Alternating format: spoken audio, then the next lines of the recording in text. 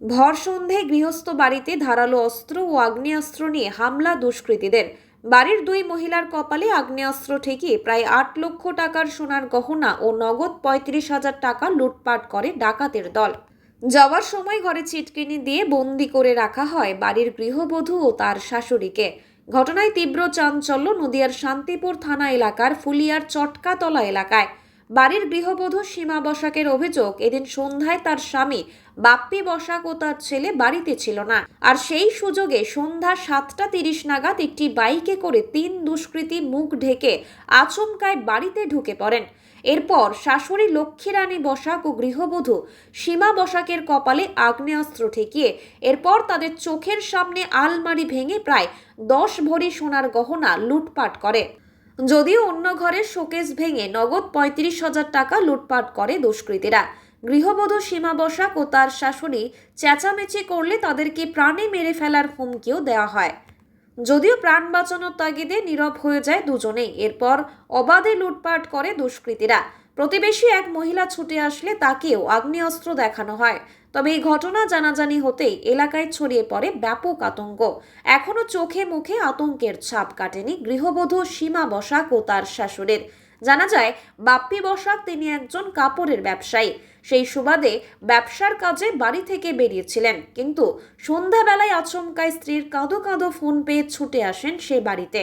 এসে দেখেন সর্বশান্ত এখন তারা।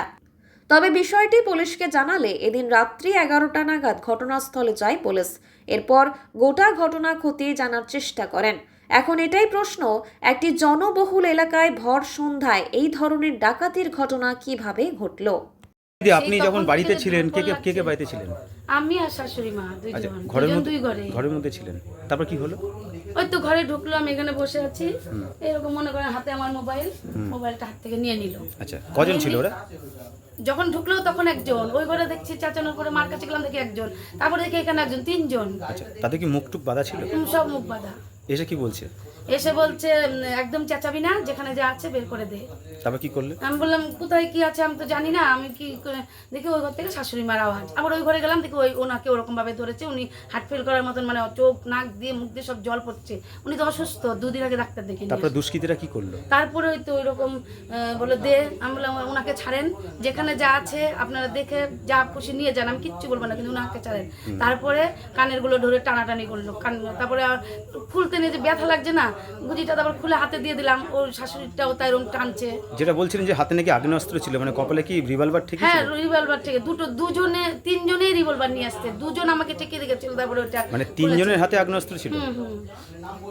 আর যেটা দিয়ে ভেঙেছে সেটা এরকম লম্বা ছুরির মতন, এরকম জং পড়া মতন, মানে লোহার জিনিস, পেঁয়াজ খুললো, কি দিয়ে যেন পেঁচিয়ে নিয়ে এসেছিল। তাহলে আলমারি কারা ভাঙলো?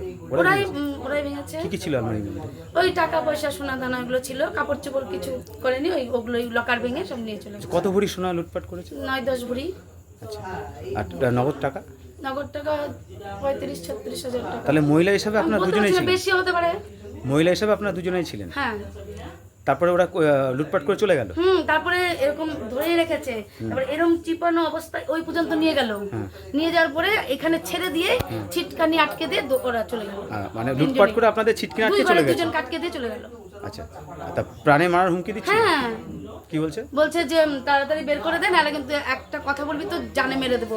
আর ওরা অস্ত্র নিয়ে এসছে, ভেঙে নিয়ে টিয়ে, তারপর বলছে জলদি আয় কাজ হো গিয়া। তাহলে হাজবেন্ডকে কি তারপরে জানিয়েছেন? হ্যাঁ। কি ব্যবসা করে আপনার হাজবেন্ড? কাপড়ের ব্যবসা করে।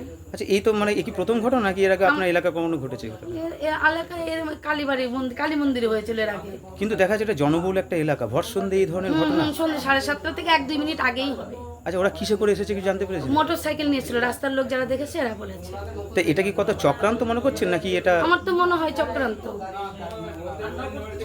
কি চাইছেন আপনারা এখন? আর জিনিসপত্র একটু ফিরে পেতে চাই, অনেক কষ্ট করে করেছে। পুলিশ এসেছে? এখন তার কিছু করতে পারছি না। পুলিশ এসেছে? হ্যাঁ, পুলিশ এসেছে। এই জায়গাটার নাম কি? ফুলিয়া চটকাতলা। আপনার নাম? সীমা বসাক। আপনার হাজবেন্ডের নাম? বাপ্পি বসাক।